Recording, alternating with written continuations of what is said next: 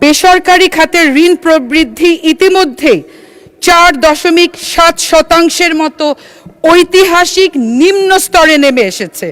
প্রস্তাবিত বাজেটের অতিরিক্ত ঋণ নির্ভরতা উদ্যোক্তাদের নতুন কর্মসংস্থান সৃষ্টি ও বিনিয়োগের ক্ষেত্রে বিরাট বাধা হবে। বিসমিল্লাহির রহমানির রহিম। ধন্যবাদ মাননীয় স্পিকার। এই কয়েকদিন ট্রেজারি বেঞ্চ থেকে বাজেট বাস্তবায়নের ব্যাপারে অনেক বক্তব্য শুনেছি। অপটিমিস্টিক বাজেট, স্বপ্ন দেখার কথা বলা হয়েছে। মাননীয় স্পিকার, আমরাও স্বপ্ন দেখেছিলাম জুলাই সনদ বাস্তবায়নের। দেশের 70% মানুষ যে গণভোটের পক্ষে হ্যাঁ রায় দিয়েছিল সেই রায় বাস্তবায়নের। এই জন্য যখন ট্রেজারি বেঞ্চ থেকে বিশাল বাজেট বাস্তবায়নের কথা বলা হয়, স্বাভাবিকভাবেই আশঙ্কা জাগে।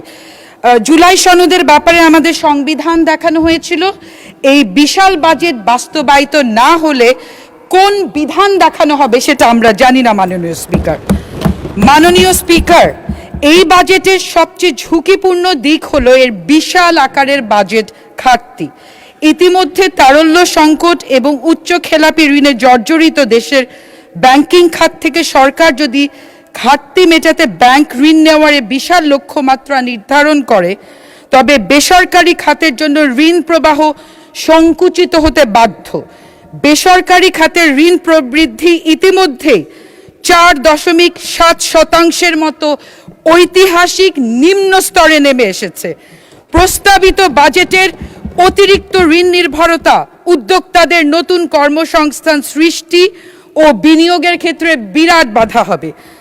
মাননীয় স্পিকার, বাজেটে মোট রাজস্ব লক্ষ্যমাত্রা নির্ধারণ করা হয়েছে 6,95,000 কোটি টাকা। এনবিআরকে সংগ্রহ করতে হবে 6 লক্ষ কোটি টাকা। বিগত বছরগুলিতে প্রকৃত কর আদায় চিত্র বিশ্লেষণ করলে দেখা যায় এনবিআরকে লক্ষ্যমাত্রা পূরণে অতিরিক্ত প্রায় 2.45 লাখ কোটি টাকা সংগ্রহ করতে হবে, যা অর্থনৈতিক মন্দা ও কর প্রশাসনের দুর্বল প্রাতিষ্ঠানিক কাঠামোর কারণে কোনোভাবেই সম্ভব না। মাননীয় স্পিকার, বিএনপির 31 দফার নম্বর 15 পয়েন্ট একটু পড়তে চাইছি। আত্মনির্ভরশীল জাতীয় অর্থনীতি গড়ে তোলার লক্ষ্যে ঐতিহাসিক সংস্কার কমিশন গঠন। মাননীয় অর্থমন্ত্রীর বাজেট প্রস্তাবনায় কোথাও সংস্কার কমিশনের কথা কিন্তু আমরা শুনিনি। আরেকটি স্বপ্নভঙ্গ। মাননীয় স্পিকার, রাজস্বের এই আকাশচুম্বী ঘাটতি মেটাতে বাজেটে মূল্য সংযোজন কর, ভ্যাট ও পরোক্ষ করের উপর অন্যায্য জোর দেওয়া হয়েছে, যা অতিরিক্ত সংগৃহীত রাজস্বের 41.2% পূরণ করবে বলে আশা করা হচ্ছে। কিন্তু এই পরোক্ষ করে মধ্যবিত্ত ও নিম্ন মধ্যবিত্ত মানুষের উপরে এক নির্মম আঘাত হবে। বাজেটের পরের দিন দাম বাড়ার কিছু নাই, কারণ গত 2 মাস ধরেই দ্রব্যমূল্যের ঊর্ধ্বগতি। মাননীয় স্পিকার, বিখ্যাত অর্থনীতিবিদদের গাণিতিক রিগ্রেশন মডেলের বিশ্লেষণ থেকে প্রমাণিত হয়েছে বাজেট ঘাটতি 1% বৃদ্ধি পেলে মূল্যস্ফীতি 0.45% বৃদ্ধি পায়। যদি বাজেটের ঘাটতি জিডিপির 5.5% অতিক্রম করে এবং সরকার থেকে বিপুল অঙ্কের ঋণ নিয়ে বাজারে টাকা সরবরাহ বাড়িয়ে দেয়, তবে 9% উপর বিদ্যমান মূল্যস্ফীতি আগামী বছরের সাধারণ মানুষের নাগালের কতটা বাইরে চলে যাবে এটা বুঝতে বাকি নেই। মাননীয় স্পিকার, আমি আমার এলাকার কথা একটু বলবো। আমি বাংলাদেশের সর্ব উত্তরে পঞ্চগড় জেলার দেবীগঞ্জ উপজেলার সন্তান। স্বাধীনতার পর দেবীগঞ্জ উপজেলায় প্রথম একজনকে মহান জাতীয় সংসদে কথা বলছে। স্বাধীনতার পূর্বে আমার দাদা গমিরউদ্দিন প্রধান দেবীগঞ্জ থেকে স্পিকার হিসেবে দায়িত্ব পালন করেছিল, দেবীগঞ্জের সন্তান হিসেবে।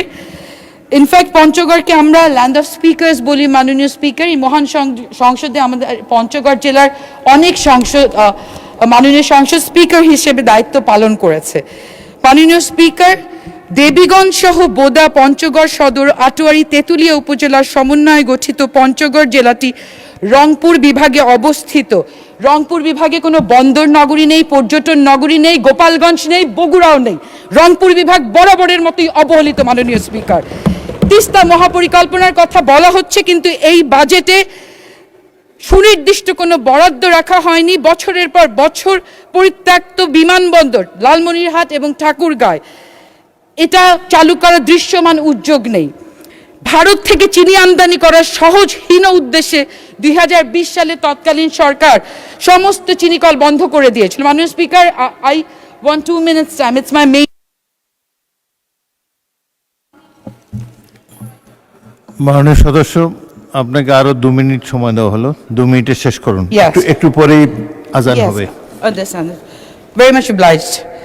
মাননীয় স্পিকার, ভারত থেকে চিনি আমদানি সহজ করার হীন উদ্দেশ্যে 2020 সালে তৎকালীন ফ্যাসিস্ট সরকার দেশের ঐতিহ্যবাহী চিনিকলগুলো বন্ধ করে দিয়েছিল।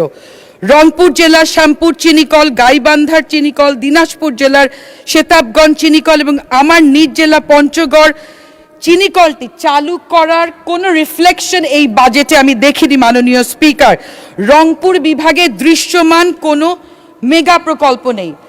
মাননীয় স্পিকার, এখানে সবার একটি এলাকা আছে। মাননীয় স্পিকার, আমার 2টি এলাকা, একটা পঞ্চগড়, একটা বাংলাদেশ সুপ্রিম কোর্ট। আইন ও বিচার বিভাগের জন্য 2187 কোটি 58 লক্ষ টাকা বরাদ্দের প্রস্তাব পেশ করা হয়েছে। প্রতি বছর বাজেটে বিচার বিভাগের জন্য যে অর্থ বরাদ্দ রাখা হয় শক্তিশালী বিচার বিভাগ গঠনের জন্য তা পর্যাপ্ত নয়। বিচার বিভাগের জন্য বরাদ্দকৃত বাজেটে মোট বাজেটের 1%ও কম। আমরা বিদেশি বিনিয়োগ আশা করছি। বিনিয়োগকারীরা প্রথমেই এসে জিজ্ঞেস করবে বিনিয়োগের সেফটি সিকিউরিটি আছে নাকি, তারা লয়ারকে খুঁজবে। খুবই দুর্ভাগ্যের সাথে দুঃখজনক এখানে উপস্থিত আছেন অনেক ব্রিলিয়েন্ট লয়ার্স ট্রেজারি বেঞ্চে, কিন্তু আইনজীবীদের জন্য 1 টাকাও বরাদ্দ নেই। মাননীয় স্পিকার, আমি আইনজীবীদের স্কিল ডেভেলপমেন্ট, আইনজীবীদের বসার জন্য ভবনের বরাদ্দ রাখার, বাজেটে বিশেষ বরাদ্দ রাখার দাবি জানাচ্ছি। শিক্ষানবিশ আইনজীবী, নবীন আইনজীবী, প্রবীণ আইনজীবীদের জন্য প্রণোদনা এবং ভাতা দেওয়ার দাবি জানাচ্ছি এবং আমাদের সুপ্রিম কোর্টের বিচারপতি যারা নিরলসভাবে কাজ করছেন, বিচারপতিদের রেমুনারেশন বৃদ্ধি করারও দাবি জানাচ্ছি। মাননীয় স্পিকার, আপনাকে অনেক ধন্যবাদ আমাকে সুযোগ দেওয়ার জন্য। বিজয়ের পথে যাত্রা শুরু, জীবন অথবা মৃত্যু। ধন্যবাদ মাননীয় সদস্য। আপনার দাদা জনাব গমির উদ্দিন প্রধান পূর্ব পাকিস্তান পরিষদের স্পিকার ছিলেন। আমি তার সংসদ পরিচালনা অনেকবার দেখেছি। আমার পিতা বিরোধী দলের উপনেতা ছিলেন। আশা করি আপনি দাদার নাম রাখতে পারবেন। ধন্যবাদ মাননীয় সদস্যবৃন্দ। সংসদের বৈঠক মাগরিবের নামাজের জন্য 30 মিনিটের বিরতি দেওয়া হলো। সবাইকে ধন্যবাদ।